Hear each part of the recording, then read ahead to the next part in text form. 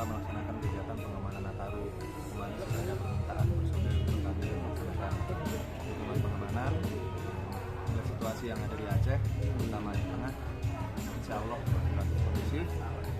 Jadi selain melaksanakan kegiatan pengamanan, juga untuk positif lainnya menambah sinergitas kami antara TNI Polri juga dinas yang lainnya yang terlibat dalam pengamanan. Kita berdoa bersama secara umum Indonesia, semoga Nataru tahun ini bisa berjalan lancar, hikmat, dan kita dapat menyambut tahun baru 2023 dengan baik. Kita song-song untuk masa depan kita lebih baik. Oke. Pak, untuk sistem pengamanan gimana Pak? Tersebar sampai ke kecamatan atau gimana? Kalau khusus di Aceh Tengah, sesuai plotting dari Polres, semuanya di titik-titik keluar masuk Aceh Tengah, kemudian di gereja kemarin pelaksanaan Natal, dan juga titik-titik rawan itu yang menentukan spotnya Polri.